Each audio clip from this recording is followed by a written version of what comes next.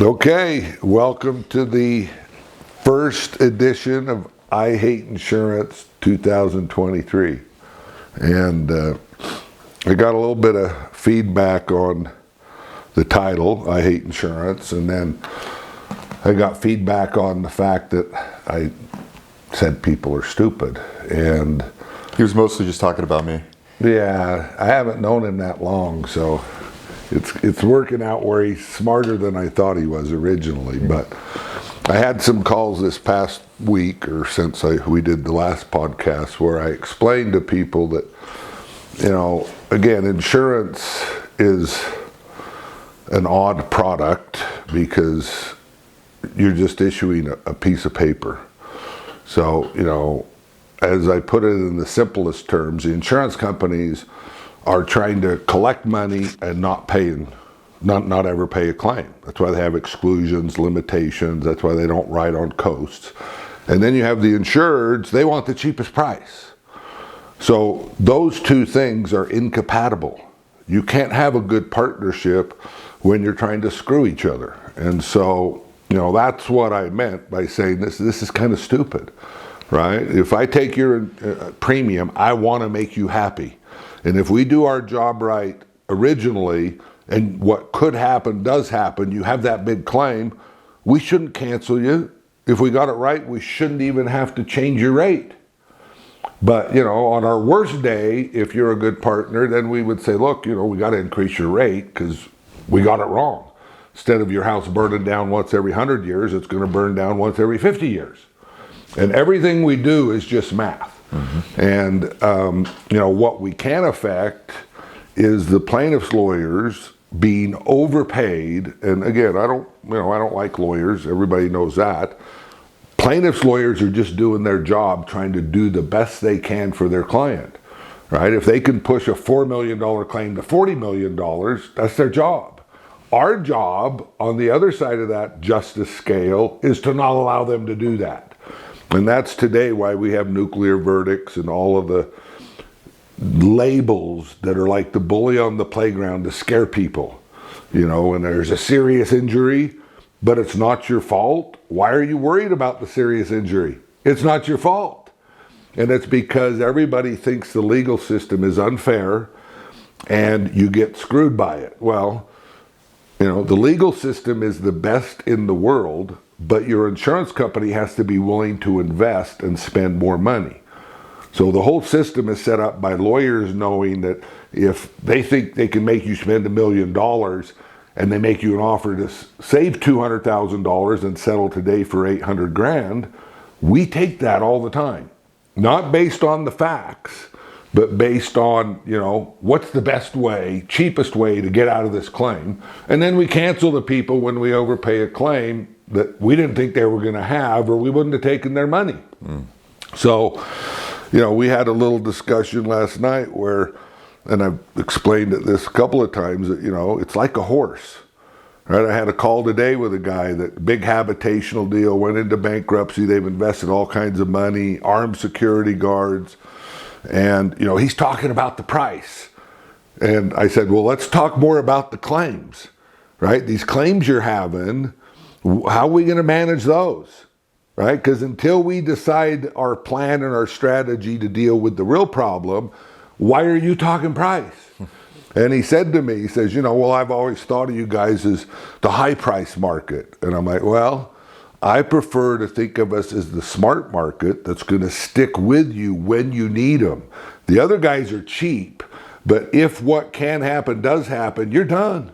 That whole plan is out the window now, and it's going on in Florida homeowners and California homeowners and, trucking and all kinds of things. So the market, is really based on being the cheapest. Every insurance commercial is the cheapest. Every agent wants the cheapest. Every buyer wants the cheapest. And it's the only thing that people buy or sell based on being the cheapest. I mean, I guess cell phone coverage now, they're selling cheaper. Sure. Yeah. But, cars and homes and everything people really want, they're paying more for them. Yeah. You don't walk in and say, I want a Lamborghini at half price because you can't get it. Yeah. So anyway, I don't I say things that just come out of my head. So when I say people are stupid, I'm not saying that in an insulting way. I'm saying it because they're naive about what the insurance world is and how you can make it work for you versus how it abuses you. And you're always mad at your insurance company. I hate insurance companies. I do. Right? I'm a consumer of insurance, and every time I go to use it, I feel like I get screwed. Whether it's State Farm and my boat, where it wasn't my fault, and they didn't protect me, they didn't help me, they made it worse. What happened? Well, guy ran into my boat. It's maritime law. I'm tied up.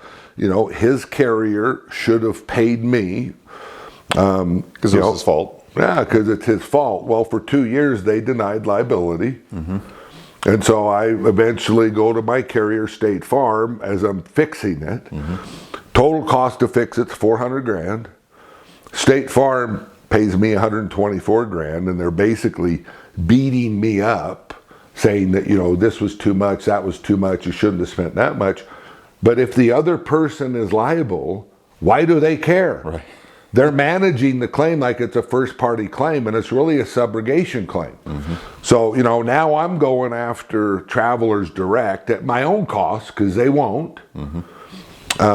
I get the boat back, pay it, I know what my costs are. And I'm asking State Farm to pay me. They won't pay me. They know that, I'm demanding money from Travelers. So at that point, me and my insurance company should be putting pressure on Travelers to get the claim paid. Yep. Well, State Farm settles out from under me and gets their $124,000 back, and they say, "Thank you very much, Mr. Lindsey." Yeah. But they still want to renew my insurance, right? Why would I want to renew insurance with them? They made my life harder, and I run an insurance company.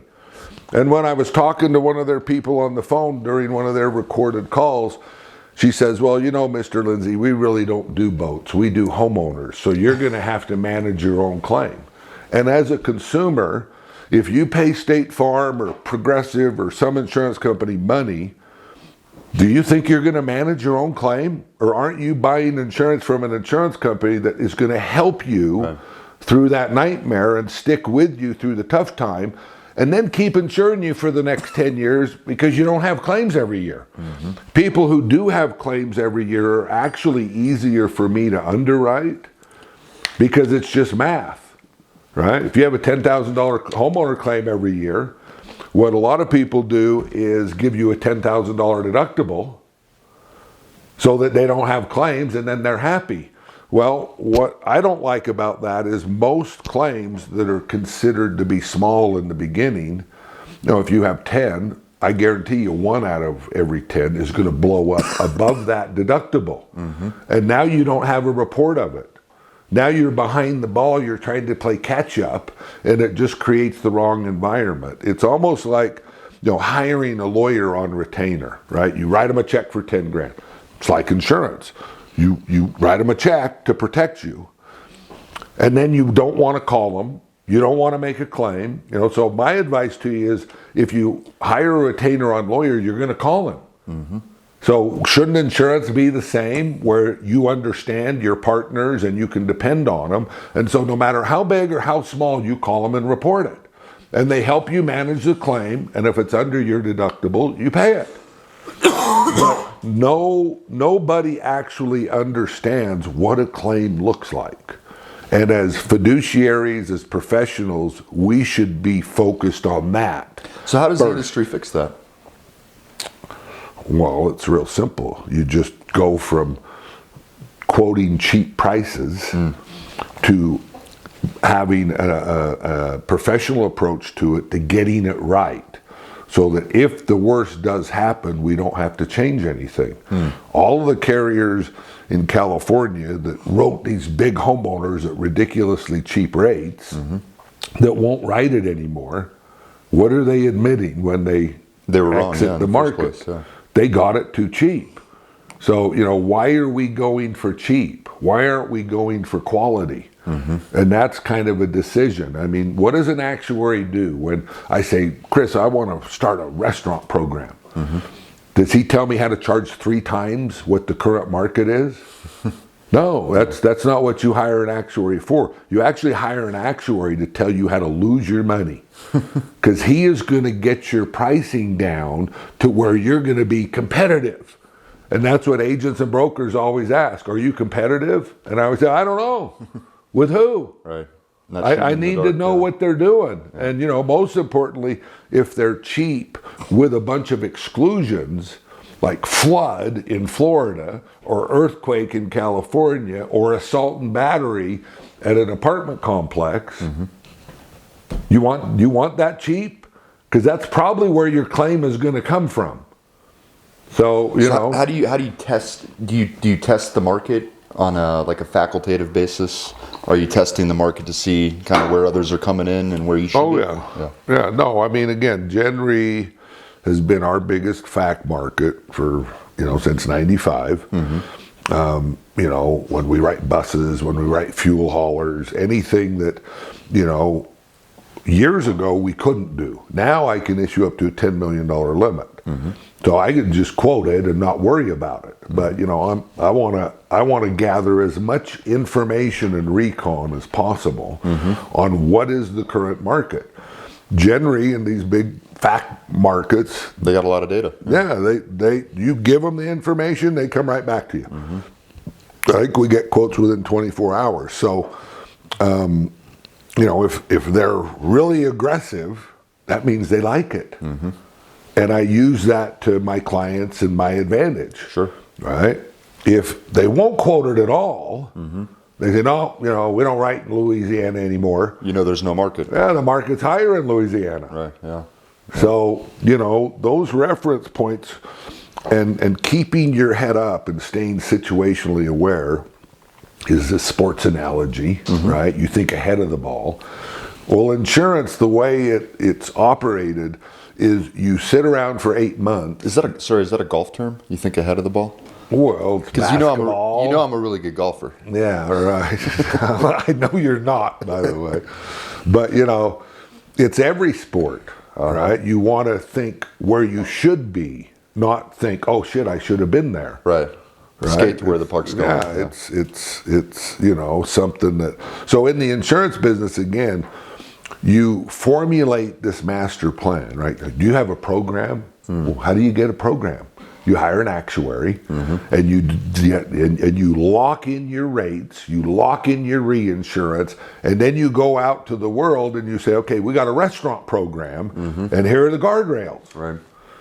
And you do that for year, 2, whatever, and it looks like everything's going great until it starts to develop.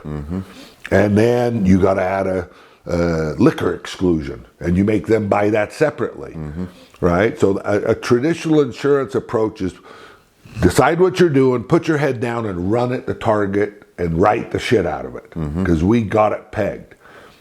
That's not working for our industry, right? Being able to evolve it and adjust and customize it is what I've always done. That's how I wrote Helicopter Ski Guides and River Guides. It was customization. Everybody thought I was stupid and you can't do that, right? I actually think that's the better way.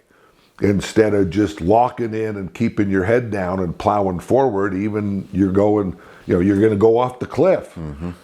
But who makes the decision to change? Normally they fire the underwriter, or something happens big and they blame somebody. I feel bad for all those guys, because those guys are doing what they were told. They were given a manual. They were told what states to write in, what states not to write in, how much of a credit, how much of a surcharge. What if you could have got 3 times what you charged? Right? And you don't get that. And then the guy has a big, huge claim. You're going to cancel him. If you would have got the right rate at 3 times, he has the big claim, you can keep him. Sure. That's why I say it's stupid. Yeah. This is, to me, it's so common sense. And we're in this big vortex of a tornado. Information, data, opinions, experts, Are there any experts in a business that goes bankrupt all the time? Yeah, they're called reinsurance brokers. Okay. Okay. So Rick, thank you for that. You mentioned in a previous interview, I think it was with Mark Gagan of the Voice of Insurance. This was in January of 2020. You said the hard market in E&S would continue for 10 years. 3 years later, do you still think that's the case? It's going to continue for another 7? Well, I think it's going to be another 10 myself. I don't think, we have fixed the problems. The fact that the reinsurance market has gone through, what it's gone through. Mm-hmm. The changes we've made as an industry and the reinsurance changes, is that going to change the legal system or the lawyers or the lawsuits or the social engineering or the claims problems, the coverage problems? Again, I think that one of my tacks is if we have a partnership with an insured, mm-hmm.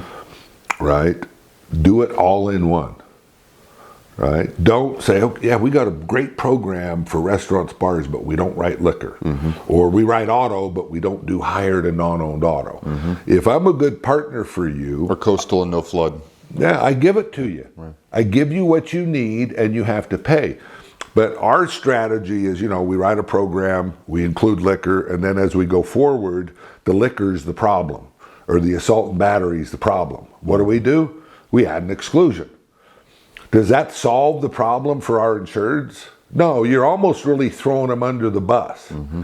You're giving them a new problem to go out, and when I grew up in the insurance business, that's what you did. You wrote monoline liquor. Mm-hmm. You wrote monoline hired and non-owned auto, and we still do it. Mm-hmm. But every time I do it, I meet and talk with the insured and say, you understand that this makes the problem worse, not better. Yeah. And so we're going to be fighting with your other carriers. If I write your flood alone, then you and your lawyer are normally arguing with your homeowner's carrier whether the flood or wind was the damage. Now, I'm going to be arguing that for you. Right, yeah. So, and that's what my true umbrella does too, right? Who better to have argue for you, right? Some people, lawyers would probably say they're better to argue for you. Well, I'm in the insurance business. Mm-hmm. I defend those wind and flood arguments. I know how to read their policy and get to the point sooner, mm-hmm. and push the levers sooner. So, again, insurance people overpromise and underdeliver. Lawyers do the same thing. Hmm. And so, it's a legal system that's unfair. If you settle cases, you should be taking to a jury. That's mm-hmm. how you get justice, mm-hmm. is you go to a jury, costs you more money. Yeah. Every time I win, I spend more money. Right, I'll parachute in a second lawyer, which I don't believe any other insurance company would do because it's going to cost some more money. Mm-hmm.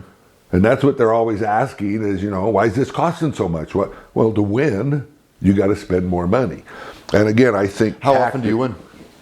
80, 90% of the time we'll win. I don't have to win all the time. We've never won all the time. Sure.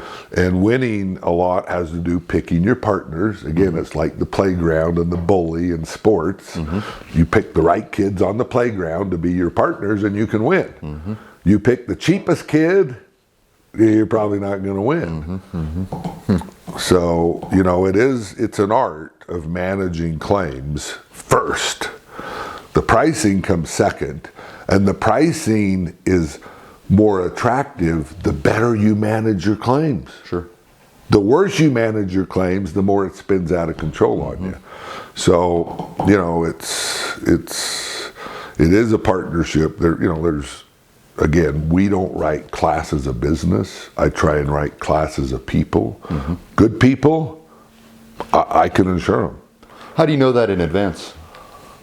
Well, you don't. You basically enter into opportunities with a submission, broker's mm-hmm. agent, so there's a need, mm-hmm. a special need, and then you go in and you get to know them personally. So you meet everyone? Well, we talk to them, and over time, as you have claims, you interact with them, and mm-hmm. that's why as we go forward, we have a rating scale of 1 to 10. Mm-hmm. So we rate every insured after the call. Every insured after we issue their policy. Every insured after the risk management call. Every insured after the claim. 1 being this person's an asshole, 10 being we like this person. Right. And so, I would tell you that in the last 2 years, I've told everybody, look, do not give a new insured a 10. Never. You don't know. Yeah, you have no clue. It's like an employee, right? You have a great interview, they show up, first 6 months is great, and then they go off the edge. Sounds like me. Yeah, well, I don't know. My impression of you is the opposite, but we'll hold that. All right, good. So, again, time and experience, the guys that I insured 30 years ago that had Frank Wells from Disneyland die helicopter skiing with them, Christy Brinkley crashed 3 days later. Those guys I've lived with. We've been through hell together. We've been through wars, and we win. And they're still with you. Yeah. So, and they could get cheaper insurance too. Guess what? They don't. They don't want cheaper insurance. They want the They know it's more expensive in the long run. Protection. And, the whole industry pays for it. Right? Everybody looks at it like, well, that was Chris in the trash business. He had a claim. I haven't had that claim yet. And I'm like, dude, if he mismanages his claim, you're stoking the whole litigation fire. Sure. Yeah. Right? So, and you can't put bad people out of business. Right? I remember that back in the rafting days when it was, it was basically the Wild West. Some of these guys didn't even have permits, and that was the ranger's job, is to go catch the guys without permits. And so, how good they are, how they operate, and who are they going to listen to, right? In Alaska and in the climbing world, where it's extreme, back in the 70s and 80s, there were lawyers that were in the industry, right? And over time, outfitters like them because they tell them what they want to hear. But are they the best lawyer to go to court with? Probably not. Oh. I guarantee you they're not. Right? That doesn't mean they can't be helpful and supportive, but they want to be the trusted guy. Right? They want to be. There's one in Alaska where she pretty much, tries to manage everything for them. When a claim occurs, she moves in, and like for me as an insurer, that's a question I would ask you if I insure you in Alaska, is are you going to listen to blankety blank?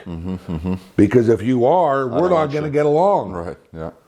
Right? Yeah. And so lawyers are people, and managers, as we insure some of these bigger homes, they don't want me talking to the famous people. And, I don't know who half these people are anyway when I talk to them. My kids know who they are, and my employees know who they are, but I don't, and I really don't care. But I want them to understand the deal. And in the beginning, their manager says, you're not talking to them. I said, well, then I'm not insuring them. And then once we get through the call, you know what the managers say? This is the first insurance call I've ever had that makes sense. So again, I tell people what they don't want to hear, but I actually think that's our job. Sure. As a professional, as somebody that has a fiduciary responsibility to my policyholders, the agent and broker's client, and the market. So, how many agents or brokers do you think actually recommend to their insured they buy a higher priced product? Minority or minority? Not very many. Not very many. Because that's not what the insureds want. So again, I'm as hard on the insureds. In Florida, what if I can't afford it? I'm like, well, then you should sell your house. Yeah. It's kind of like having a Ferrari. Your kid comes in, I bought a Ferrari. It's like, did you check the insurance? Because I don't think you can afford the Ferrari. You're my kid, right? I know you can't afford the insurance. And if you have one thing happen, they're going to cancel you. So, if you can't afford it, don't do it. But the whole real estate market in Florida as a whole, for 50 years, Citizens has allowed the real estate market to boom. Because people who couldn't afford the proper insurance got crappy insurance. That's why this is like a washing machine that, for 50 years they've been going broke in Florida. This isn't new. And they just keep doing the same thing. I had a call the other day with Weiss Rating Agency, and they're going to come out with a new rating agency in Florida. That's the solution. And Weiss and S&P and all these guys want to be the new one. Right. I wouldn't want to be, Because you're going to be rating these new crappy little insurance companies that none of them should be A-rated. So, Demotech was the solution because it gave companies AM Best wouldn't rate A and A. So is AM Best any better than Demotech? I don't think so, because AIG and the Hartford were bankrupt and they never got downgraded. So if I was bankrupt, I don't think I'd get downgraded, would I? Oh, I definitely would. I would be downgraded long before that. And that's where Demotech made their mistake, was they didn't downgrade anybody. They did this mass downgrade of all the companies right before the next biggest storm. Right. That's not what a rating agency should do, whether it's AM Best or Weiss or S&P or Demotech. It should be like the canary in the mine, where the bird dies and it gives me a heads up that I can keep buying from them. Yeah. Right? And, if you're an insurance company going broke, what do you think you do? I think you reduce your pricing.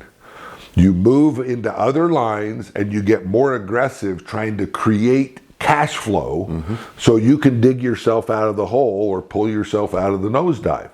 So I see it all the time. And do you think that's, I guess, fundamentally an issue of misalignment in the business? That you've got this, the folks that are doing that don't necessarily own the companies that they're... Yeah, no, I think all of this can be easily summed up in the mortgage crisis, the real estate crisis of 2008. Why, when it all comes down to it, Countrywide was the big elephant in the room. They took no risk. Their only job was to write crappy loans. Originate, yeah. And it was all going to work out. We were all stupid.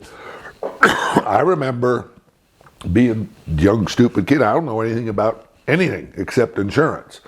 And I'm looking around thinking, this can't keep going on, right? This is going to blow up at some point. And then finally I was like, well, I guess it isn't.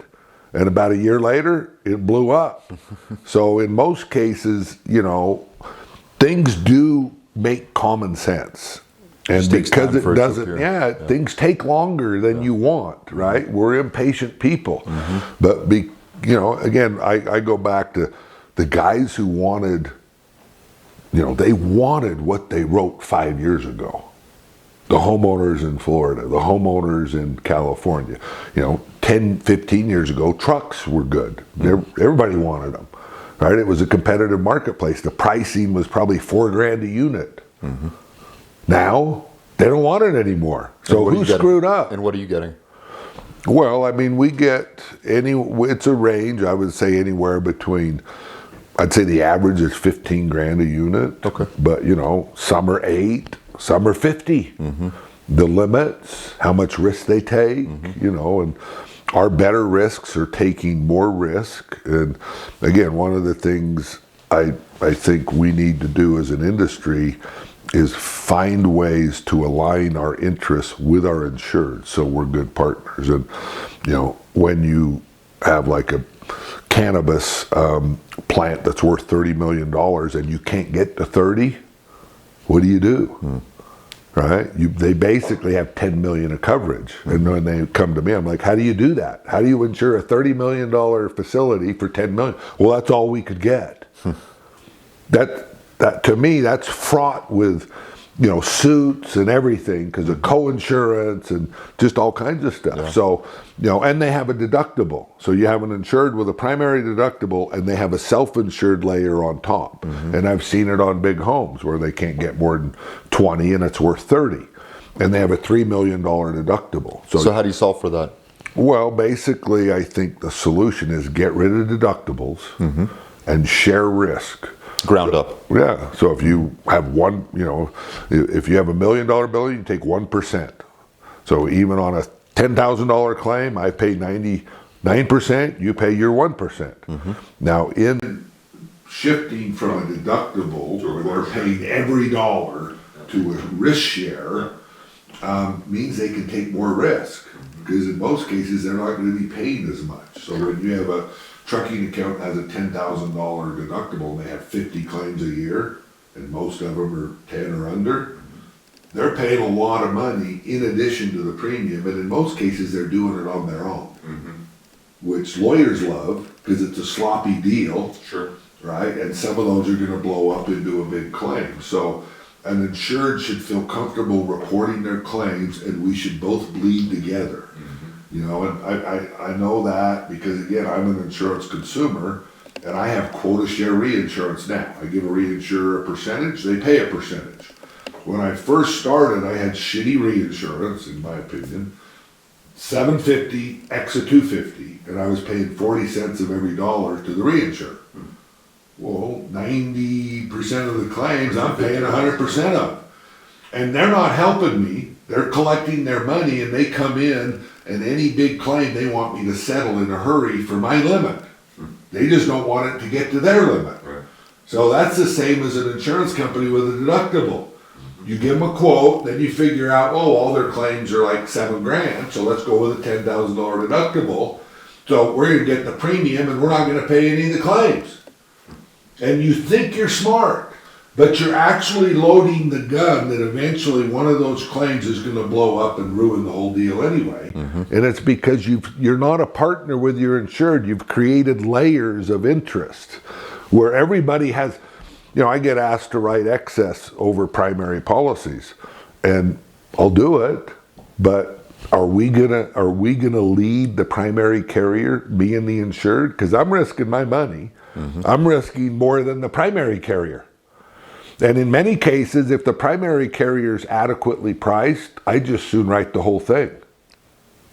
Why would I want to write excess and create another layer, another lawyer, you know? So to me, everything we're doing is right.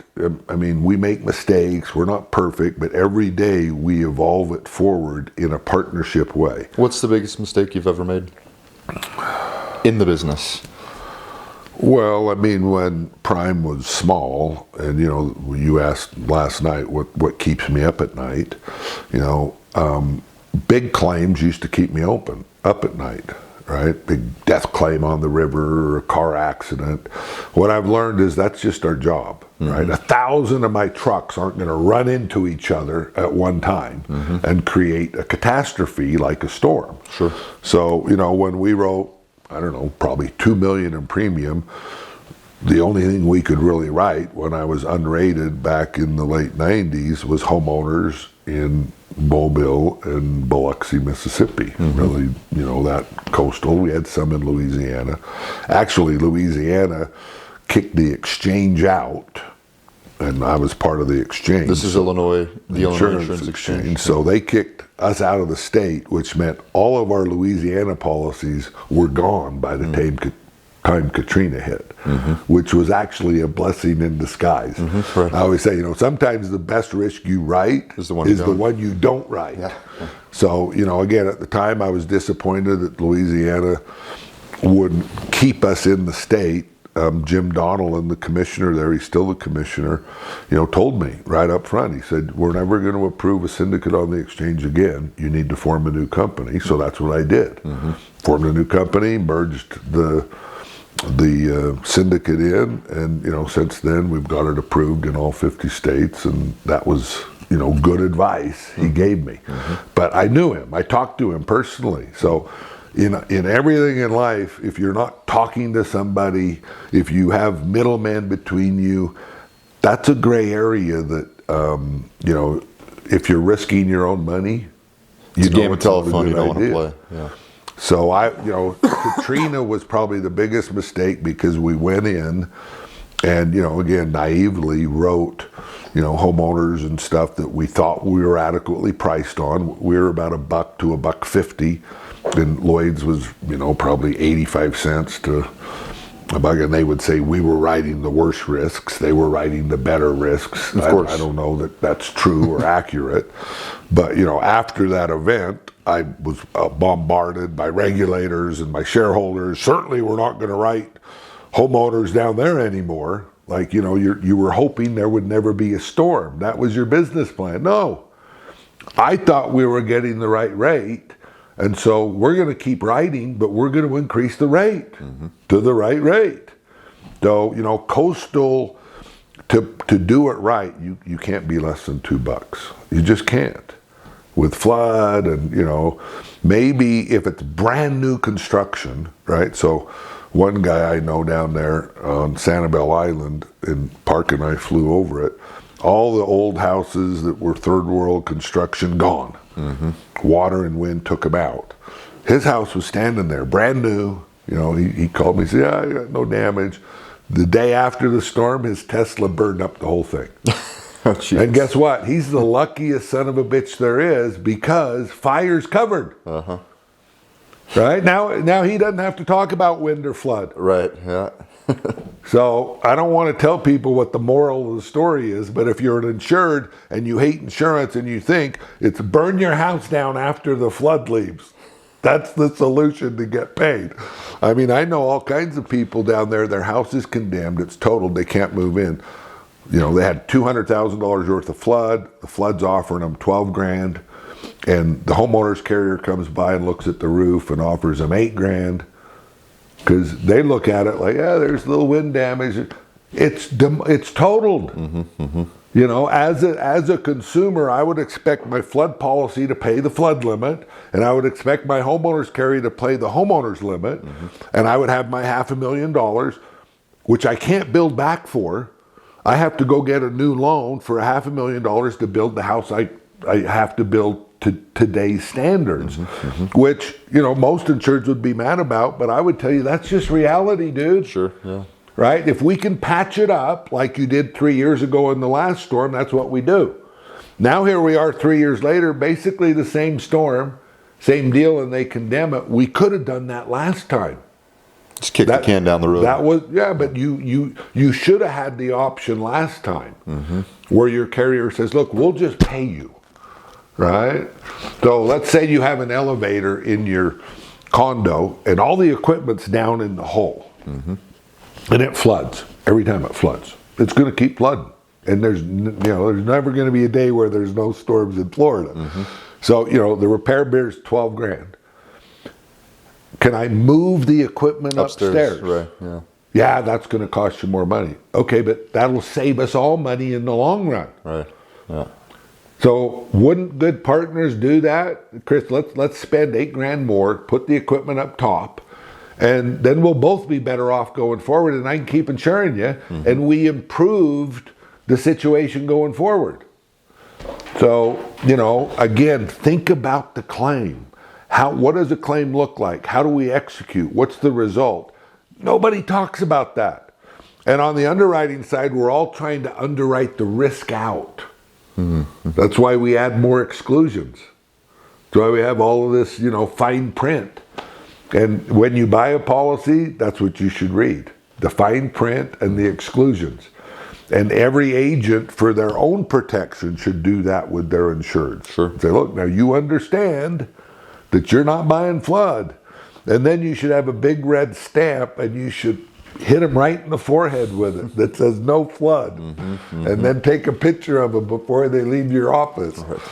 That's what my producer down in Katrina did, and he was an old timer. He's not alive anymore, but he would try and sell you flood, and when you wouldn't buy it, he would stamp the face of your policy, big red stamp, no flood. And in litigation, that helped us so much. But you know what? His son actually left him, formed his own agency, because he thought his dad was stupid for foreseeing the future, right? The dad had lived through prior hurricanes.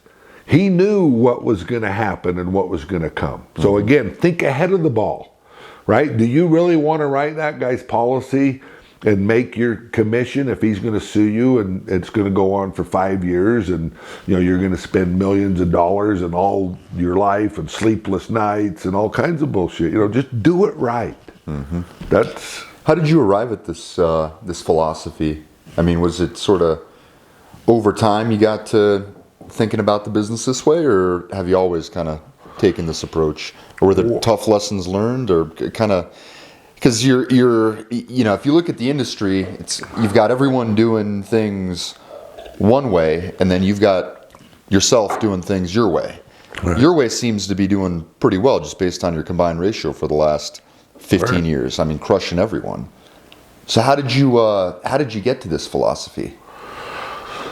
I mean, I think that, again, serving, I call them the land of the misfit toys, right? So the guys I rode in '85 that couldn't get insurance, skating rinks, whatever, I dealt with them personally. And as the agent or broker, I also felt an obligation to the insurance company. Because it was their money, not mine, I still felt like I had a relationship with the owner and I had to make him happy, but I have to make the client happy too. And so, when the insurance industry said you can't run class 5 whitewater, right? It's uninsurable. To me, that didn't make sense, right? You go on a flat water canoe trip, insurance guys think that's safe, right? No rapids, no nothing. Well, people die on flat water canoe trips too. Totally, yeah. And I would submit to you that that's more dangerous because they don't wear their life jacket. There's not a guide with them. It's all relaxed because it's simple. Well, that kind of lures in trouble.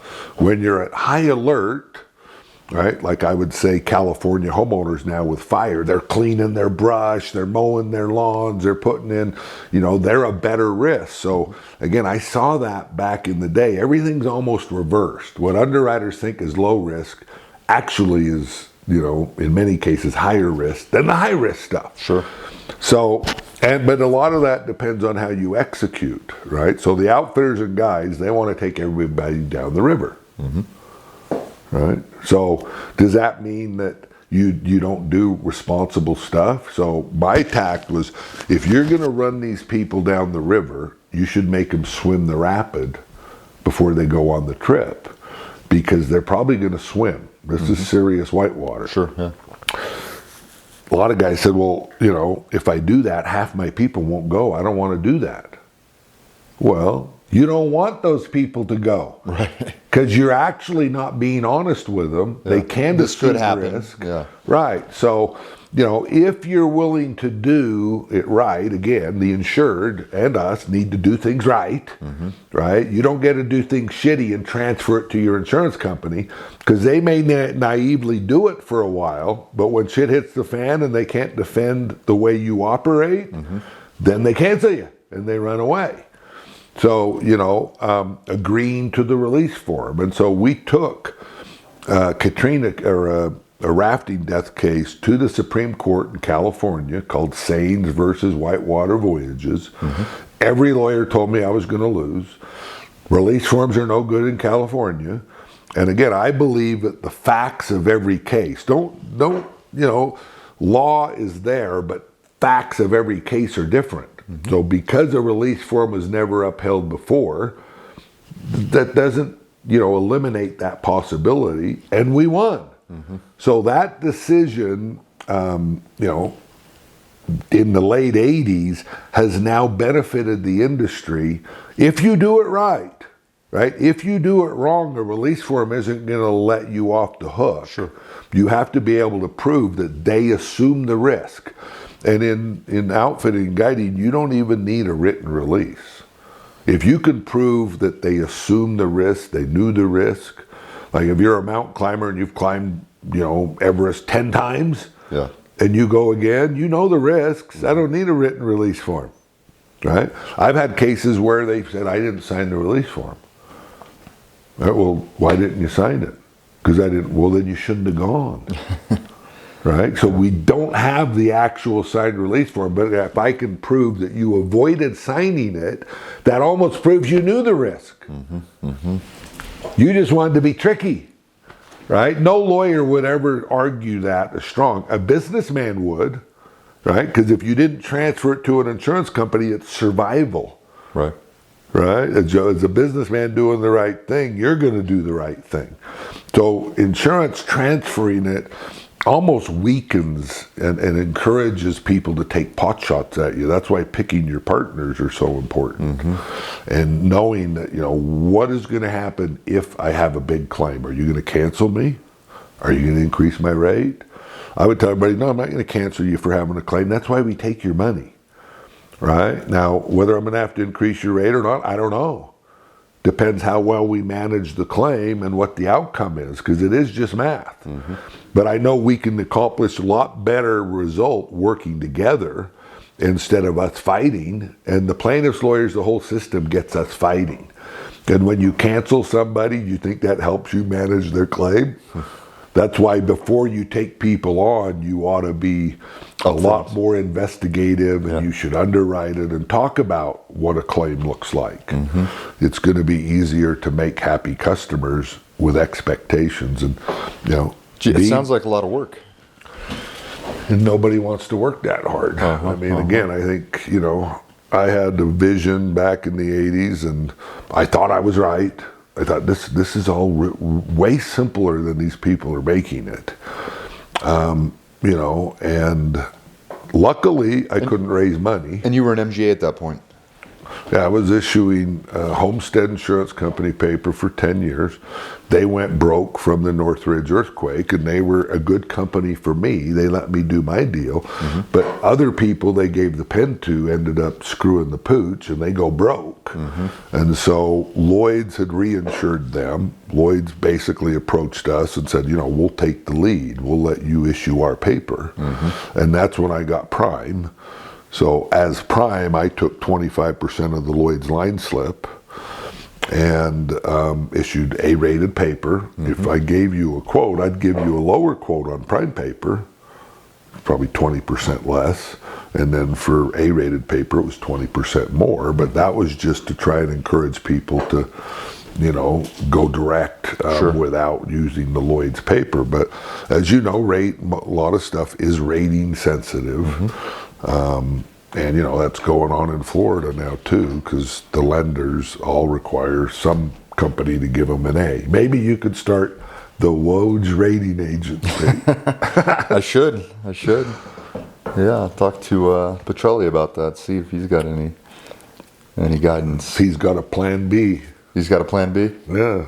What's put that? you in business. Okay. He'll put you in business. Yeah, right. You'll become his new rating agency. So what's I've seen you make some posts on LinkedIn. It was in the trade press. You're forming a new company. Where's that at? Why are you doing that? What's the scoop?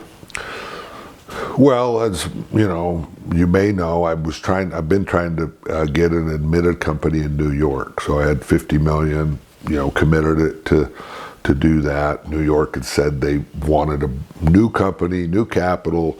So I've been wasting my time for 5 years with that, and just withdrew my application. Why do you think, apart from New York being New York, but why? Well, I have no idea. I mean, again, we're there as an excess and surplus lines carrier. They see the auto, what do they call it there? You know, in like transportation, or they don't call it commercial auto, they call it public auto. Because it's, you know, cabs and buses, and so they really think New York is a special place. Sure. You know, early on when we applied with our current admitted company, you know, we had calls with the department, and on one of them, they said, you know, we don't need any more cheap markets coming in here and disrupting our you know, our market. And I said, so have you ever talked to anybody about what Prime does? Because I've never been accused of being cheap, right? So we're not going to drive the price down. And when I went into Illinois, they said the same thing. And I said, look, I'm not interested in competing at today's rates. I want to file rates above their rates because I believe they're going to cancel and rates will come up. So we'll wait until we can get the adequate rate. And that's exactly what ended up happening in Illinois and across the country. So, you know, ultimately New York said, we're never going to approve your current admitted company. You need to form a new company. So we did. And for 2 years I've been doing that. In one of the later calls I had, the examiner asked, why did you form this new company? Because you Why told me didn't to. you just apply with your current company? And I said, you got to be kidding me. You know, this is 5 years down the road. And so the head person, there was a guy by the name of Jeff Glum or Glam, something like that I've been dealing with for 5 years. He retired. Now Joan, the new lady, I've taken it over. We're understaffed, we're sorry. And I basically read her the Riot Act and said, you know what, I run a business and I put up with audits, actuaries, insurance departments, and I have to do things. I can't give you excuses. You just told me you're understaffed. You can't get to it. That doesn't help me, right? And it doesn't help the people in New York. So I basically said, look, if you don't give me an answer by a certain date, I'm just going to withdraw my app. Quit wasting your time and my time. And ultimately, that's what happened. So, today, I would like to write commercial auto in New York, but I'm not going to waste any more of my time, energy, or resources. I'm getting too old to do that. So we're going to take the capital that we were going to put in that, partner up with some other capital providers, and we're going to provide more capacity to the market, to ourselves and to other people that we can form good partnerships with. Because that's what the market, that's what the industry, that's what I need, right? Sometimes I go to the fact market and I want to write it because I know I can do it and I can't get support. So just like before, I'm going to have to form my own company to do it. So, again, I formed Prime because I thought I could do better, and I am doing better. But now it's like Groundhog Day. Now I'm back in the same position again, where it's like, I'm doing it the right way, and this is profitable and the way to do it, but the regular guys won't do it anymore because they've been burned. So, the reinsurance market is very fickle now. There's some things they like, and I don't try and talk them into it. I just recognize what's going on and then move forward, betting my own money. And again, as we try and grow capacity, if I come to you and say, Chris, I need another 10 million. And you say, okay, Rick, how much of it are you going to take? None. That doesn't make you feel good. Sure. The way I try and make reinsurers and my reinsurance partners feel good is by saying, look, I'm going to bleed with you.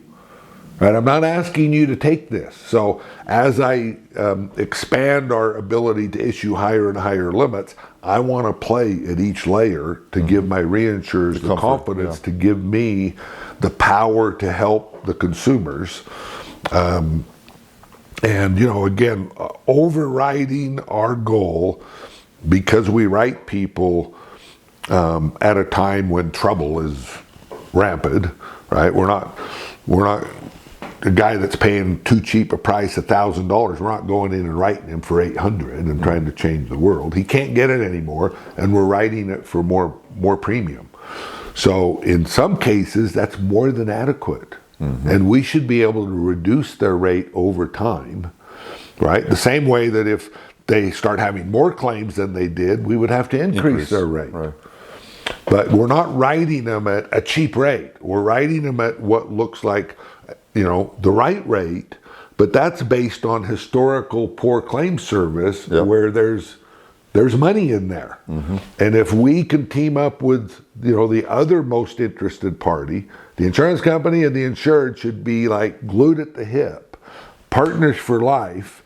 And, they never abandon each other. Because every time an insured gets abandoned, it doesn't help anybody. Right. The insurance company is going to pay more on all those claims. The insured's going to go out and be seen as a shitty risk because they've had a claim. And I don't think you're a shitty risk because you had a claim. I think that's why you buy insurance. Because shit happens. Do you think that pushes more insureds into the captive market, into self-insurance? Yeah, but again, I think the captive market is really puts you into a nosedive, because now you're taking your own risk. You're buying reinsurance that has an exit hatch or an escape hatch at some point, so that puts more risk and more on you. And then you're outsourcing everything. You're hiring, TPAs and all kinds of people to provide a service that have no skin in the game, right? So the real answer is countrywide again. Do business with people who have skin in the game, and we all lose or we all benefit. A law firm or a TPA that just collects fees and doesn't bleed, or isn't part of the industry, doesn't see the future of it, it's a waste of time and money. So we talked about this last night. You've got a solution with your TPA where you're looking to take risk as a TPA in the claims outcomes. Tell me about that and why. I mean, it seems like a great idea, and it should be, selling pretty. I mean, it's again, it's my experience in my life, and I dealt with Lloyd's for a long time, made them a lot of money, and I saw them, the syndicates get bigger and start outsourcing claims to people who their only incentive is to make a lot of money and settle everything. Mm-hmm. There's nobody in the claim service business has an incentive to get the best result. What is it, right? They're trying to do their job. So I had a helicopter ski death here in Utah, and again, if it was on Lloyd's paper, I'd report it to Lloyd's. They would bring in Phelps Dunbar, and they would hire a TPA, and then they would rush in and settle it. Mm-hmm. Right? Now, the lawyer who comes in on it, he's not going to settle it early. We got to get an expert. We got to, claim comes in to me. I have all the experts. They're at the scene. We know everything. The insured calls the family. The insured goes to the funeral in New York, and we settle that for $30,000 within 90 days. Now, if I outsource that to a law firm or a TPA, what is their incentive to go settle that claim for $30,000 versus make hundreds of thousands of dollars? The guy was a rich doctor in New York City, made $2 million a year, family, sister, so again, do you go at it and manage it? Like, if there was no such thing as insurance, that's what that business would have to do to survive. Mm-hmm. So now you transfer that to an insurance company and you let them navigate your future. To me, the system is one that the lawyers know how to work. The lack of partnership between insurance company and insured. I mean, they know if they file a big lawsuit, by the time it gets to court, that company's not even going to insure them anymore. Mm-hmm. Right? And the insured doesn't give a crap. He's with a new insurance company now. Right. And as long as insureds can keep replacing their crappy insurance company, the cycle continues, with a new one, but when you can't replace it anymore, you end up where we are today. Mm-hmm. On some things. Mm-hmm. All the people who are being renewed as is, it's like a ticking time bomb, right? The insurance company thinks, these are guys that don't have claims. Mm-hmm. And the insureds are sitting there thinking, I'm so good, I don't have claims, right? And I've had those insureds that are the best in the business that think they're never going to have a claim. And they still do, yeah. They do. Yeah. And they're shocked, right? And they get humbled by that too, because they think, I'm never going to have a claim because I do. That's naive. That's your defense in the lawsuit. Is, look, we didn't, my brakes went out on, it wasn't because we didn't do everything humanly possible to run the safest operation. You're not going to see that I neglected maintaining my equipment or doing what I should have done. Mm-hmm. And when you do that, you have to go to court. Now everybody puts cameras in the vehicles. Everybody's spending all kinds of money. But if a motorcycle drives under your truck and he's in a wheelchair and it shows that it wasn't your fault, do you think traditional insurance isn't going to pay that claim? Hmm. Yeah, no, they will. Yeah. They're going to pay based on the injury. Yeah. That isn't the law. The only reason we've got there is because we don't use the justice system. We don't go to court. Mm-hmm. We settle 98% of all claims. And as we discussed, my experience is 80% of all claims are trumped up, frivolous crap. The worst one that went away for zero, guy was in a wheelchair. They claimed that the mud flap on our trash truck flew off the truck and hit him on his motorcycle. What the real story was he was going 90, we were going 60, and he was with a group of motorcycles, and he couldn't avoid the truck, ran right into the back of it. I felt bad for him. So I told the owner of the business, we should feel bad for him. Mm-hmm. but we shouldn't pay him, right? And we don't have to. And luckily, because of really the biggest factor in that case to me was his renewal was up. He wanted to settle. Mm-hmm. He thought he could go get other insurance. And so I was in the process of paying the limit, and he comes back and says, I can't get insurance, so I don't think I want you to pay that. So, again, all of the different little nuances and moving parts of a lawsuit that evolves over 3 years, we were ready to go to trial on that for $40,000. Experts, reconstructionists, everything. If I was an MGA and I appointed a TPA and hired a law firm, my guess is that bill would have been $200,000. Yeah. Because they have no incentive to do the right thing. They have an incentive to protect themselves. Can we take a quick 2-minute break? I gotta use the restroom. Is that all right? No, just give him a paper clip. A paper cup. So what's something that people don't know about Rick Lindsey? I don't know. What would you say? I don't know. I'm a shitty golfer. I play golf way too much for a shitty golfer. But what's your favorite place to play?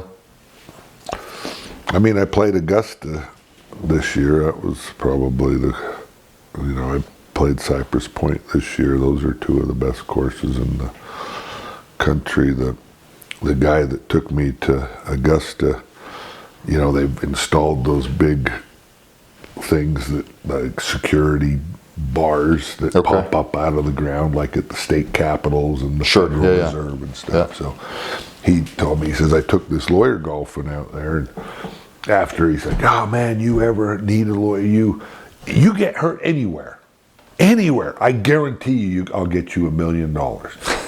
Just because he's who he is and he thinks he can play the system. So this guy's driving out of Augusta and the plunger goes up right in the middle of his car, totals the car. He's got, he's wounded and stuff. No. So he calls the lawyer. And you know what the lawyer says? He's like, so where'd it happen?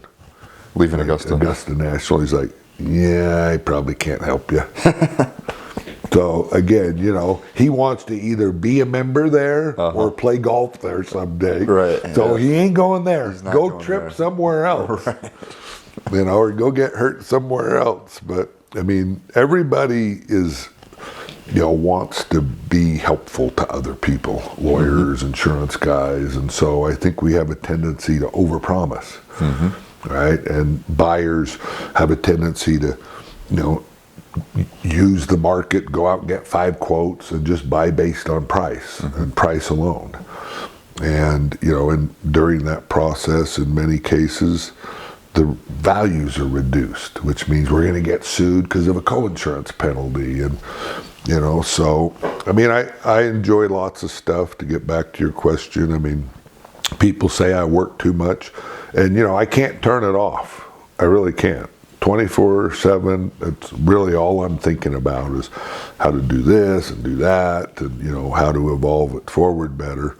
And people say, man, you don't have very much fun. And I'm like, dude, I'm living my dream, right? Years and years ago, I sat there and thought, this is stupid. This could be made real simple if we would just keep it that way.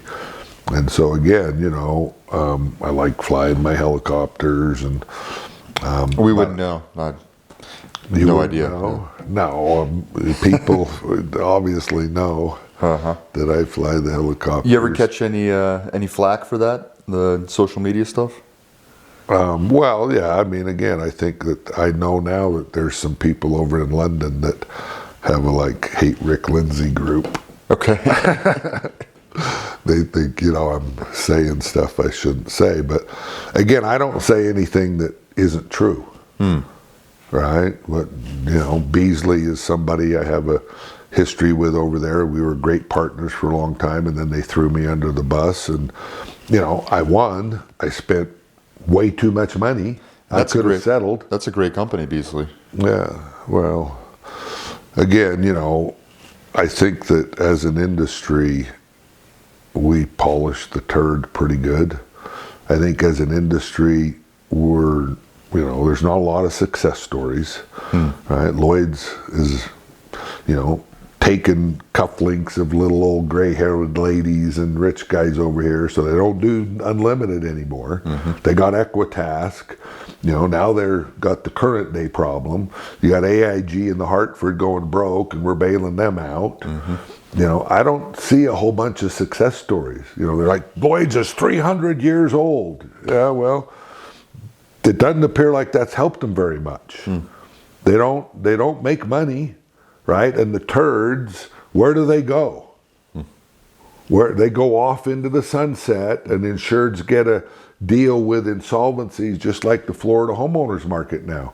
The one company that I get, they're now, some receiver in Texas has taken over.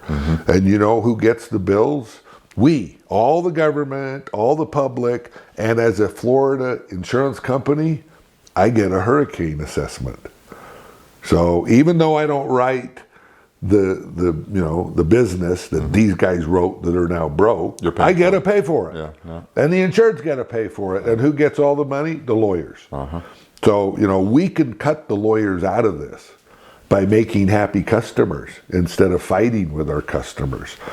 So, if you take somebody's money, do the whole job, insure it to value, give them the coverage they need, and do it right, or don't waste your time. And the whole, it's almost like Countrywide again. Why did we want to juice up the real estate market and over-froth it and go through all of that nightmare? Well, because Countrywide made a lot of money. So I don't know if most people know this, but I sued Countrywide because I had a commitment from them, and every lawyer again told me I was going to lose. So I forced a commitment to lend. Yeah. And then when, everything went to hell in a handbasket, and they basically had two appraisals that forced them to do my loan. I didn't know that. And they ginned up a fake appraisal from a guy up the road here at $2.2 million, and I needed appraisals over $5 million. And, so they had what they needed, and they basically lied. And when I found that out, that's when I knew I was going to win. And the lawyers didn't agree. They're like, dude, nobody's going to give a shit. Well, the jury awarded me $1.5 million and punitive damages.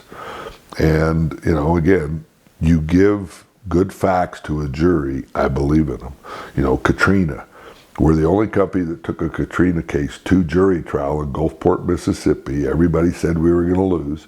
All 7 jurors had homeowners claims, and they hated insurance companies.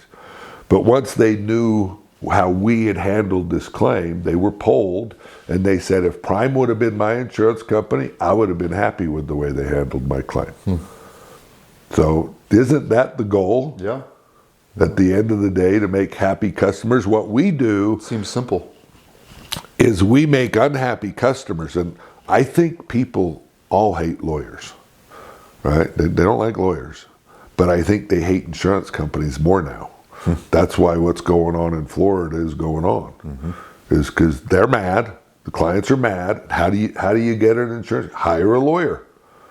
That's how you teach your insurance company a lesson. Hire a lawyer, and insurance companies are afraid of that too, because they don't do the job right. When they go look at the detail, they're going to find out that the agent insured it for less. Well, as a good company, shouldn't you not allow your agent to do that because you underwrite it? Like, dude, you can't insure this for $300. It's got to be $500. Or you're just going to create problems down the road, like you said. Yeah. So I love the insurance business. I mean, to me, that's where I can be the most useful, the most helpful. And, I certainly don't really have any hobbies. I do everything pretty crappy. Golf, snowmobile, ski. But, and I enjoy that stuff. I enjoy doing it with people that I work with and know from the insurance business. I don't go do it alone. But I'd say I'm pretty much consumed by. How many folks work for you at Prime now? We're about 300. The office in Exton, PA is growing. We just doubled the size of the office there. Chicago, we rented a brand new office space right before COVID, so that was kind of a downer. But now we have staff going in there, and we're expanding our crew there. And Salt Lake, and then Naples, Florida. We got a couple of new underwriters down there in Naples, Florida, but we're always looking for good people. I can't do it without good people, and like truckers or reinsurers, brokers. It's all about finding good people. And you really don't know until you've started working with them and interacting with them.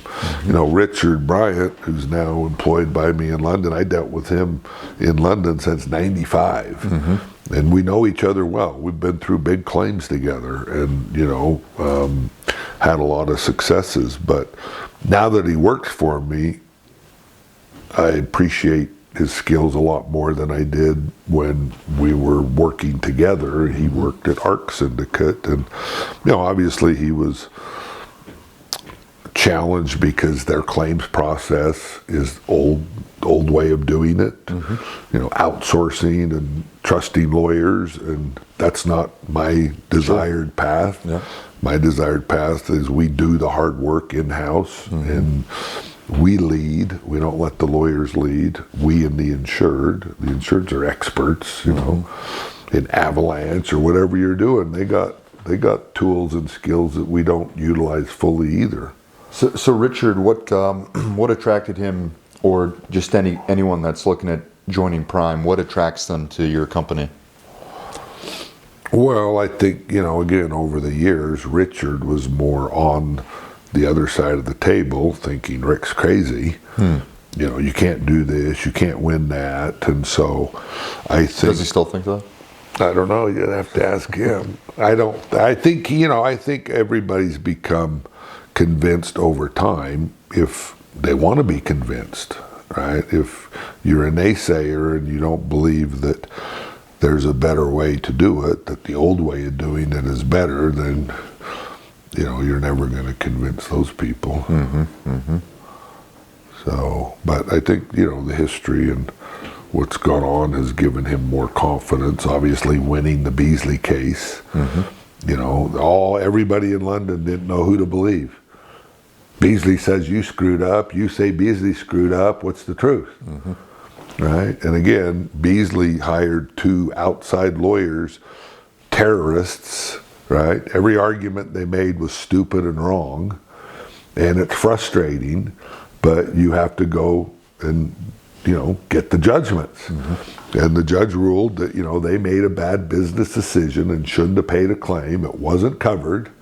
And so they made a bad business decision, and you can't sue somebody because you made a bad business decision.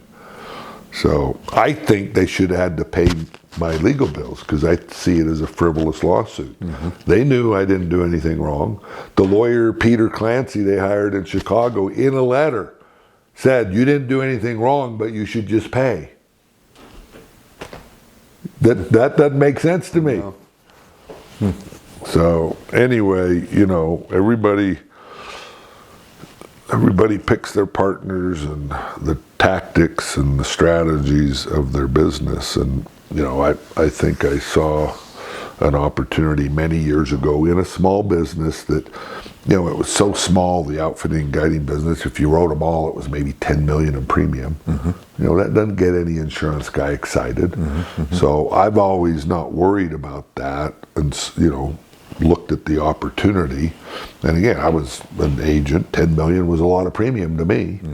But as I went out and tried to talk companies into doing, they're not excited about it. That's when we found Homestead and Marty Beitler, who, did a lot of different little programs. And again, if I would have continued to just seek MGA contracts, that's what I don't like about that, is all the other stuff they're doing in a traditional way. So I made Marty and Homestead money for 10 years. It wasn't me that blew him up. It was other stuff that blew him up. And then my life changes. But at that point, it was probably the best thing that happened because it forced me to get Prime or get my own paper. Right, so you wouldn't be stuck in that jam again. Yeah, if Marty was still going, I'd probably still be arguing with his lawyers over the stupid approach they wanted to take on defensible claims. So where did you end the year last year in terms of premium, and where do you see yourself in the next 5 years? And I know you don't like to make projections, but how are you going to get there? Well, I would tell you that this year, I think we were down 7%. Most of that's commercial auto. Big accounts being lured away by other fronting or captive models. So auto's getting more competitive. Yeah, I wouldn't say it's getting more competitive. I would say the pricing is staying up. They're getting sucked into the captive model where they think they're going to make money. And, you know, in the trucking, I don't think the insurance is going to make money. I think what you want to do is stabilize the market and run a good trucking company and get a stable price that you can depend on. You can't have gas go from $2 to $5, and you can't have your insurance go from $6,000 a truck to $30,000 a truck. It ruins your model. So, you know, I do think that the other lines of business, you know, professional, homeowners, umbrella, you know, the umbrella market is still very competitive. The guys who do that, vanilla, if you're not a vanilla guy, you ain't getting the cheap umbrella, right? And again, me and people I know, they ain't vanilla people, right? Especially with the internet and everything that's going on now, and COVID and people out and about and working from home. You know, you really can't live with old-fashioned personal insurance and commercial insurance. I can't. My life is all intertwined, right? So when you have personal umbrella, does it cover you as a board member or a trustee? Does it cover you as a security guard on duty, off duty? You know, that's what I want to do. I want to give people what they really need. And so, you know, I do think the market's going to continue to be traumatic and in turmoil for the, you know, next at least 7 years, if not longer.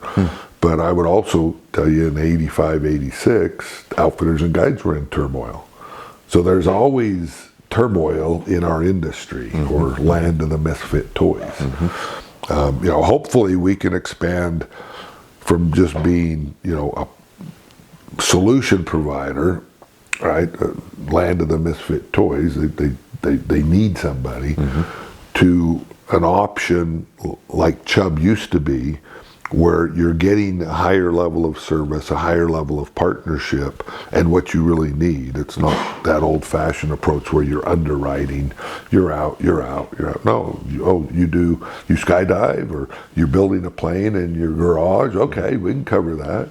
You know, you moonlight as a bartender or a bouncer, we can cover that. You know, you have firearms, you know, we can cover that. You know, if you're a martial artist and, you know, somebody attacks you and you don't have assault and battery, you just defended yourself. Isn't that what your insurance should do for you, is be there with you at work, home, and play?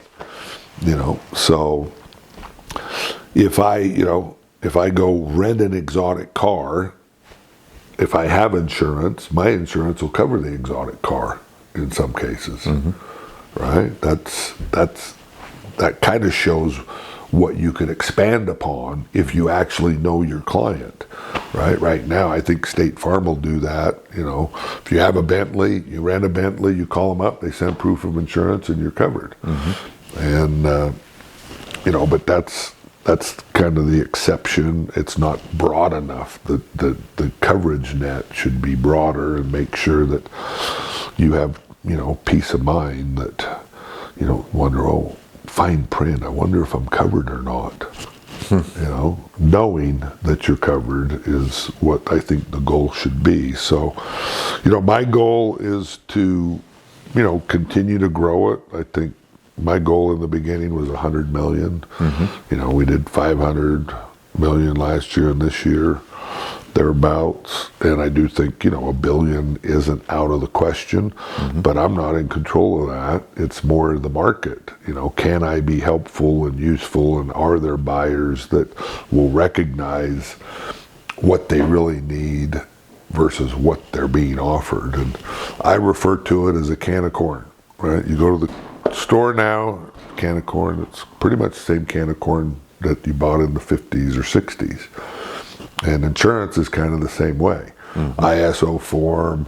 Everybody's running off the same thing, all the exclusions, and they're not really excited about broadening it now. So to me, that is the opportunity, is for people who are getting ahead, want real protection. They can choose to buy more, pay more, just like they do when they want a Porsche instead of a Pinto. So, we ought to give them more options instead of forcing them to take our canned products. I don't want to offer cans of corn. I want to offer you a customized fit. Bespoke. Right. You don't want to be commoditized. And if it's a commodity, if you can go get it 10 places, then I can't help you. Right. If you're never going to have a claim, I can't help you. Yeah. So, but if you're in real life, you're in real business, and you could and will have a claim, and you want that peace of mind, it should be easy to customize it instead of being sold a can of corn. But again, in the homeowners market now, I'd tell you the biggest thing we don't do is loss of use. All of these companies, the can of corn they sold them, had building contents at 50%, loss of use. It's like a cookie cutter. Pre-designed program. Well, when you have a loss, as an insurance company, that's stupid. Right now, most of the people we insure, they have a second home. They don't need loss of use, right? And so you give it to them when they don't need it. Guess what happens when they have a claim? They want it. Their lawyer's going to sue you for it. And they actually try and maximize it. So how about we customize it? How about, you don't need loss of use? You want your pool? You want your gatehouse? Most of these guys now are just buying the main house building. The fencing, the landscaping. I know this billionaire down in Naples, he's self-insured. And, the only damage he had was landscaping. But he's rich. He can afford to replace it. He doesn't really need insurance for that. And if he did, he should pay the right price. That's my point. What do you think about all these, not to shift gears, but what do you think about all these, black box, algorithmic type, insurtech underwriting operations? Where do you see that heading? Do you employ any of that at Prime? No. I think all of the, again, products that are being, I told the Illinois Insurance Department, when Classic Syndicate went broke, they were my biggest competitor against Homestead Insurance Company, and they were on the exchange, and they went broke right as I was taking over Prime. They started selling their software. They had this software MGA program, and again, that to me is a red flag that you're not making money in the insurance business. You're trying to sell other stuff now. Right? So... And this was what, like 94, 95? Yeah, I think Northridge was 92 or 3. That's Classic was the writer of Earthquake. Homestead actually reinsured them. So they ended up going back, going under from the reinsurance of Classic. But anyway, what was your question? What did you ask? Yeah, you're getting this proliferation of folks who are bringing technology to disrupt the industry, right? Do you see that as a positive, a negative? Getting further away from the client. All of that is grabbing information like credit score, right? Well, when I was getting divorced, I had a shitty credit score. I don't think that made me a better or worse risk. Right? And so all of the things, I'm not saying that they're not a reference point that you shouldn't look at, but to me, you have all of these reference points. The most important is the actual decision maker in all of these. And, again, I deal with a lot of companies that are buying up, right? You insure a small trash operation, you insure a small outfitter and guide. Every business is consolidating. So the guys who come in to buy them up want you to give them a better rate because they're better, right? And we bought 10 of these, and we're putting new equipment in, we're paying more, we're doing all of this stuff. Well, what's your ultimate plan? And well, we got to sell it within 3 to 5 years. They got to roll it. Right, the private equity. Yeah. And so to me, that doesn't necessarily make you a better risk. right? To me, the owner-operator, where I'm dealing with the decision maker and we can make good decisions. Now, you're an investment banker or private office that's buying up all these businesses and your plan is to sell it. Once you've sold it, are you going to help me defend the claims? Probably not, no. You're off on the beach somewhere, right? I mean, I even have it now today with people that we're insuring. It's like, well, you know, he's on vacation for the next 2 weeks. He can't do it for 2 weeks. But you're telling me he needs to bind insurance today. And you want me to bind it without talking to him for 2 weeks. I'm like, I don't do that. They have cell phones and Zoom in Dubai or wherever. You know, when you tell me you're too important, I'm on vacation, I can't do it right. It's like, I don't take a vacation. If I'm on vacation and you have a big claim, Vacation's over. yeah, I'm on it, dude. You know, so when you communicate things to people and you don't get on phone calls with them, you're telling them this isn't that important. This is just insurance, right? I don't want to Bob, you deal with it, right? I'm like, okay. You know, that doesn't make me feel good. And the rest of the industry doesn't really give a shit. It's about the application and the loss run and coming up with a price. I don't think anybody talks about how are we going to solve the claims problems? What's our strategy? I mean, if you've been sued and you screwed up, you should know how to win it the next time. You know, you didn't have them sign this piece of paper. You should have had a written agreement. How easy is that? To fix, yeah, right. And are you going to do it? Yeah. Right? Because they'll all say they'll do it, and then a year later you get into another lawsuit, and, oh, I didn't get that signed. Like, dude, the whole premise of our partnership was you were going to start being businesslike and have a written agreement with your customers. You know, so again, that's why we don't give 10s out first year anymore, because we gave people who seemed really good, motivated, financially, taking risks. You're talking about your scoring of the not a $10 million limit. Right. Yeah. Give them a 10, so you get the best possible rate. And then, you know, first year you learn that, you know, they talk a good game, but they're not really, you know, doing it all the way they said they would. And again, I don't want to cancel them. I just want to say, look, you know, you didn't report this when you should have, so we didn't know about it for 6 months. Now we can't find the witness.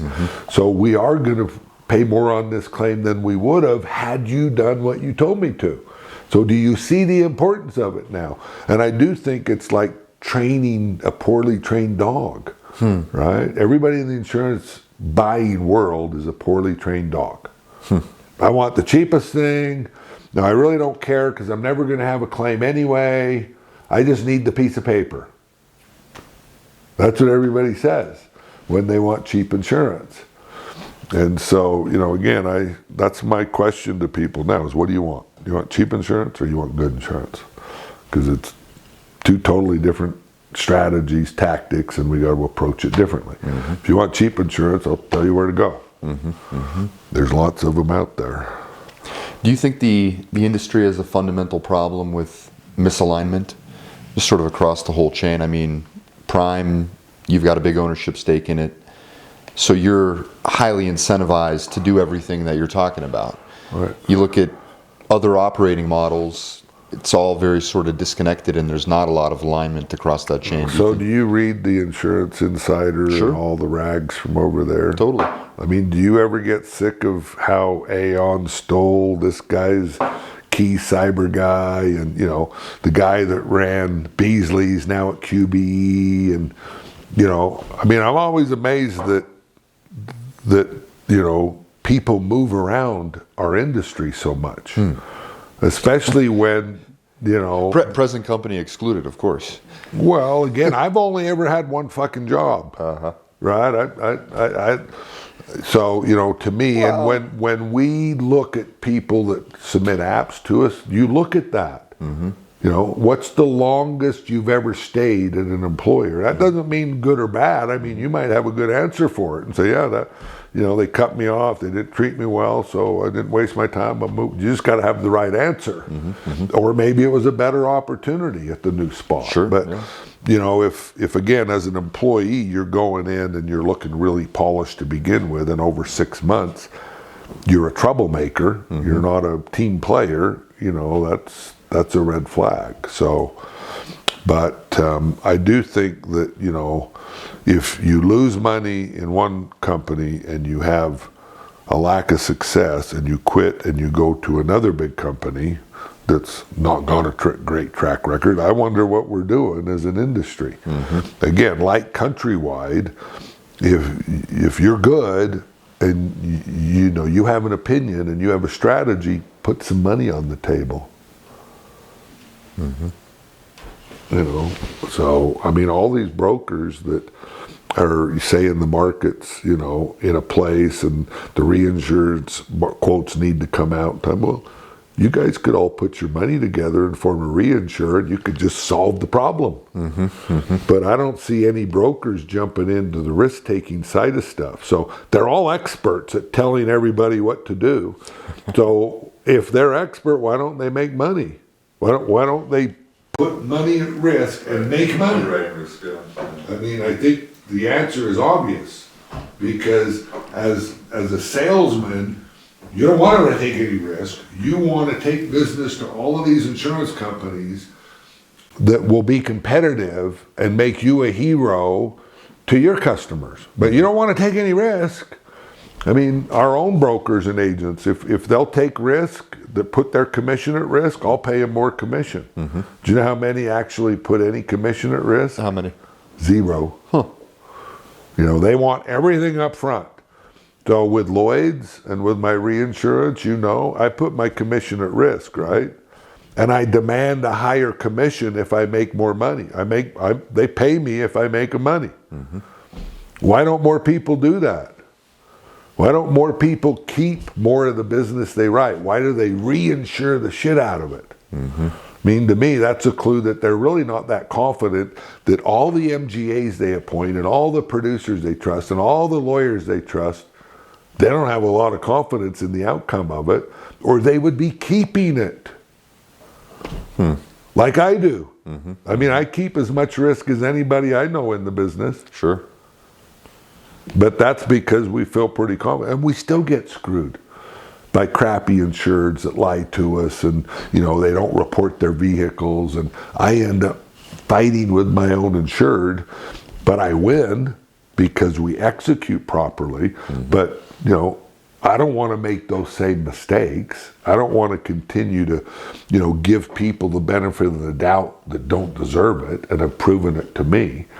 If you've taken, if you haven't burned me, I'm willing to give you the benefit of the doubt and move forward with our agreement. With algorithms and InsurTech, and how do you do that? How do you ever corner and create the value because you force it through, where it should go, instead of just letting everyone, So there's a big roofing company that we write excess over, and they now take the first $5 million, and they had a claim similar to the quad case I told you about, that we got rid of for $40,000. They paid $3.5 million. And, they're asking me, so was that a good settlement? We thought it was. I'm like, well, I don't know. I know my claims, right? All the other claims that I look at on loss runs and stuff, I believe I know that overall it's very inefficient. And if you can actually, execute properly, there's a lot of value there. How many loss ratio points? Well, I mean, let's say you pay $1 million claim you shouldn't pay every year, every other year, every fourth year, every sixth year. It's just math again, right? So if you're having big claims all the time, and that's what most people say to me is, they paid this on that. They paid, I think that was too much. I think that, I don't know. I know it's too much. I know we could have done better in most cases, 80%. The other 20% we could have saved money on by just going and paying, instead of letting the system ramp up all of their expense Costs, side. Right, yeah. So, it's significant. It's my profitability. Right? 30 years ago, I was sitting there thinking, everybody's running at 100. You do it my way, you get down to the 70s. And here we are. So it's like 30 points. 25, 30 points is what it is. But, it's... You think you can still so if you get to $1 billion in premium, you think you can still maintain the same degree of profitability? Well, if I do, I think it'll either be that or better, because I do think we're getting better, right? The mistakes we've made where, everybody's going to make mistakes. We have a bad faith claim we paid this last year, and basically our in-house guy he just didn't do his job. He doesn't return his phone calls. And, again, because I am involved in all layers of the business, I see that. Mm-hmm. So if he was your employee, you're his manager, I'd go to you and say, Chris, this doesn't look like it's going to work out for us. And you're like, oh no, Rick, I know, he didn't do that. I've got him, put him on warning, wrote him up, mm-hmm, mm-hmm. And then that wasn't the right decision, right? But I think he's a nice guy. That's what I always hear. I'm like, I don't care, right? I care if he's doing the job we pay him to do, mm-hmm. right? So being a nice guy, that's good. But I would rather have him do his job that we're paying him for. And now here we are. We paid him, I think, for 5 years. And now we're living with him 2 years after he's gone, and I'm paying the biggest bad faith claim I've paid. Mm-hmm. That was a self-inflicted wound. That's what I call it. Mm-hmm. So as a company, we have to get better at not letting people hang around. Yeah. An algorithm and SureTech, that's never going to solve that. Mm-hmm. It's people. Mm-hmm. And somebody's got to do the tough job. And we're an industry that likes outsourcing. It seems easier, it seems better. We make them have a big insurance policy, so if they screw up, we can sue them. That's always a good plan for your partners. Mm-hmm. Make them carry a big limit so we can sue them. What's X Insurance? X Insurance is basically our all-in-one policy for, we're promoting it to agents and brokers and buyers. Mm-hmm. Agents and brokers don't seem really that interested in it because it is going to cost more money, and they're interested in providing cheaper products. Sure.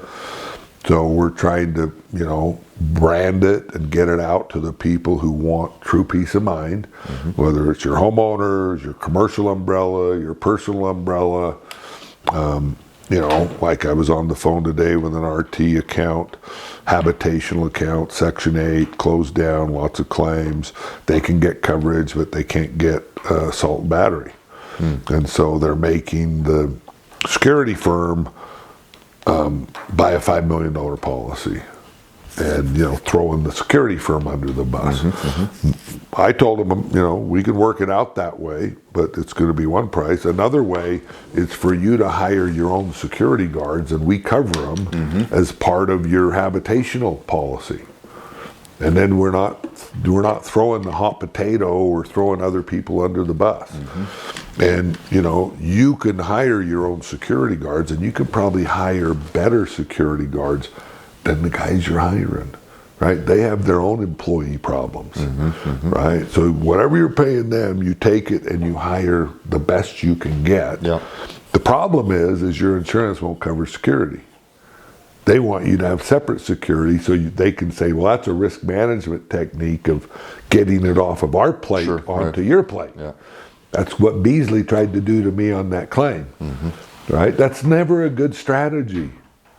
The lawyers get rich, and we all end up fighting over shit that we should have been able to work out between us, unless somebody doesn't want to dig in and know the actual details and do the hard work, right? Which is my take on Beasley. The guys over there didn't want to do it. They hired lawyers and listened to the lawyers, right? I dig into it myself and I make the decisions. That's why I'm pretty confident that I treat people fairly and the way I would want to be treated. Again, we can screw up, right? That's why everybody has my direct dial number. So if one of my employees does something they shouldn't do, you should call me. Then I can go fix it. He's not paying a claim. He's not adding this, canceling me for no reason. Well, give me a little ringy-dingy, and they never do it until the last minute. And I always ask them, why didn't you call me sooner, right? Because this could have been solved a long time ago. Right. But if you don't have that accessibility and you don't want to interact with your customers, you set them up and you push them to a lawyer, and it makes their case better. So, I mean, the industry, I see it going in the wrong direction. Everything we're doing is exactly the opposite of what we should be doing.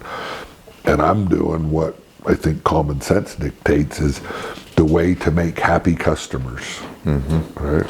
So with this model, and it's obviously you've built a great company and a great franchise. Do you get approached? Folks want to take you over, want to buy Prime. Well, what do you say to them? I've had that, historically a lot. Now most of them know I'm not going to sell out. So I get more people calling me trying to get me to go public. And again, I think that then we would become like other companies where there's no decision maker, right? There's a board.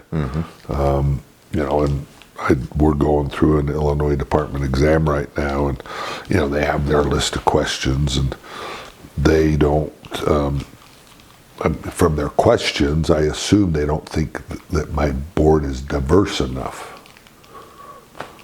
So I got a lawyer and two lawyers that work for me on my board in Illinois. In Illinois, you have to have Illinois residents. And I got bankers and other people that I could put on the board that would make them happier, but they don't know anything about insurance. Zero, right? And so, I guess the department thinks that because they're my employees, I can boss them around and tell them what to do. Well, if you're my employee, I can do that. When I make you a board member, I don't think that helps me being able to boss you around. Sure. I'm giving you a louder voice, right? And you could cause me a lot of trouble. And the outside guy, he has no clue what's going on behind the door, right? He can come to the office once in a while and check it out, and so it's like reinsurers, and it's a tact I take. You can tell me. But when the reinsurers want to come visit, auditors want to come visit, I don't make myself around there. I leave. Because what I've seen in the past with a lot of people is it's like they hover, right? They're like shepherding you through to make sure you don't see or hear anything they don't want you hearing. Sure, yeah. Right? Yeah. I don't worry about that. I really don't. And I think it gives people more confidence when they come in, and I'm not like running interference for people, right? We're all on the same page. We're all running the same play. So I think that's a smart way to do it. No, I agree. Whether it's beneficial or not, my sense is that, it gives people a little extra level of comfort. But still, reinsurers are watching you all the time to see whether they're gaining confidence or losing confidence in what you're doing. And, there's definitely a lot of wins, and, there's losses in there too. Most of the losses are basically where you don't have that partnership that you hoped you had, because again, if you do it right, you go pay the ones that you should pay. The disappointing ones are the ones where you can win and you end up losing the fight amongst yourself and pain. And those are my most disappointing ones, is where I pay the limit, and I don't think we should based on the facts. But the real decision is the insurance. I mean, every claim, they'll write that. I'm like, what does the insured want to do? That's why we ask them that before we write them. That's why we ask them that risk management, during claims, all along the way, we're reassuring this. We're going to settle if you're wrong. We're going to fight if you're right. And then keeping them in tow. And as you get closer to trial, there's more lawyers that get involved. That start telling them, you should tell them to settle. That's why you buy insurance. So, being ahead of the ball and telling them, hey, your lawyer's going to tell you to tell us to settle this. What are you going to say? And kind of preempt it. That's really your only chance, I feel. So, anyway, appreciate you being my first guest. My pleasure. What do we call him? Guest interviewer? Guest star, yeah. No, it's been, I got to know you, driving out here in 2020, we played golf at, over in Sandy, and, had a lot of respect for what you've built, and glad we can work together now on some of the stuff, bringing new partners to the table. And, you've obviously got a lot of folks that you've been with for a long time that, have done right by you, but, hope to keep growing with you, so. Well, I appreciate, you for the fact that you reached out to me. And again, a lot of people reach out to me and I'm available, right? I'll meet and talk with anybody, even lawyer, litigation finance guys, because I want to have all of the reference points and all of the information. I will say that, you're somebody who actually brings shit to the table, right? You get it, and you have been able to help us, get other people at least aware of us that weren't before. There was nobody at Tiger Risk chasing me or helping me before. So, I would say there's a bunch of guys there that missed the opportunity where you stepped up. And again, you got to show up and you got to make shit happen. And that's the way, people want to do business with people that step up and do it right. So I appreciate it. We played golf, as you said. You were a little worse than me, and since then we've had some not as bad as Guardo though. Yeah, He's pretty terrible. Have you seen him play? Yeah. Anyway, I've met a lot of good people, and I do appreciate what you bring to the table, and wish you all the best in the future. Yeah. So, and we'll be seeing more and more of each other. So absolutely. Well, thank you. No, thank you.